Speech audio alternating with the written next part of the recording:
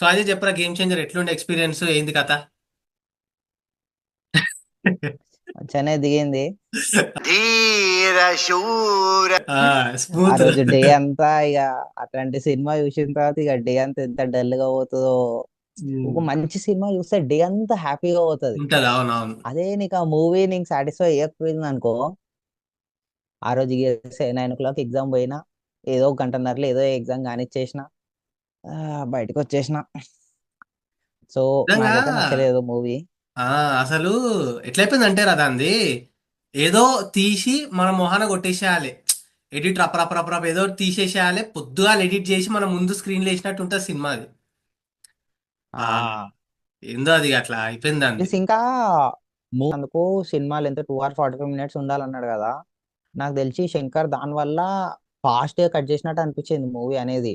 ఒక అవు సీన్ అంటే కొంచెం అవు ఫాస్ట్ సీన్ టు గా సీన్ రపరపరపరప రిలీజ్ అయిపోతుంది. స్క్రీన్ లో ఉండాలని గ్యాప్ అనుకున్నట్టు ఇయ్యాడు. చాలా కట్ అనేది చాలా ఫాస్ట్ గా ఉండే. మేబీ దాని వల్ల కూడా కొంచెం అనిపించిందని అనిపించింది. సినిమాల ఫ్లో అనే కాదురా అసలు. చాలా అసలు ఆ లవ్ ట్రాక్ కానీ ఆ కామెడీ ట్రాక్ కానీ అసలు ఫస్ట్ హాఫ్ ఏదో ఇంటర్వెల్ కోసం వెయిట్ చేయాలి, వీళ్ళు వెయిట్ చేయాలి, ఒక హై ఇయ్యాలి ఇంటర్వెల్ లో. ఇంట్రడక్షన్ ఇంటర్వెల్ మిగతా అంతా స్క్రాప్ రా మధ్యలో. మిగతా అంతా స్క్రాపే. అసలు సింగిల్ లైన్ ఒక్క వర్డ్ ల మూవీ అనేది ఏందో చెప్పాలంటే అవుట్డేటెడ్. అవుట్డేటెడ్, చాలా మెయిన్ అది. అవుట్డేటెడ్ అసలు మూవీ. మూవీ వరస్ట్ ఉందని చెప్పేదానికన్నా చాలా అవుట్డేటెడ్. లైక్ అవుట్డేటెడ్ ఉంది, ఎప్పుడో అవును. వచ్చే మూవీ 2025 లో రిలీజ్ చేశారు. అసలు అది ఇప్పుడు 2025 లో రిలీజ్ చేసే మూవీయే కాదు చెప్పాలంటే.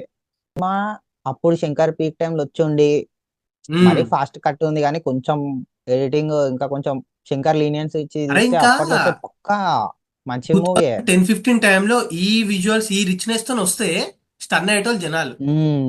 స్టన్ అయ్యేటోళ్ళు, ఇంకా బడ్జెట్ లైక్ అప్పుడు తక్కువ ఇప్పుడు మనం ఉంటుండే. చాలా చూసేసినాం. ఆ ఇంకా ఇప్పుడు ఎట్ ప్రజెంట్ ఆడియన్స్ గురించి చెప్పాలంటే they are mostly encouraging the event based films. మంచి ఉమ్. మంచి ఈవెంట్ ఉన్న మూవీస్ ఇప్పుడు హనుమాన్ లాస్ట్ టైం, కల్కి, పుష్ప, పుష్ప. ఇవన్నిట్లో ఏంటంటే ఒక వరల్డ్ ఉంది, ఒక డిఫరెంట్ స్పాన్ మూవీస్.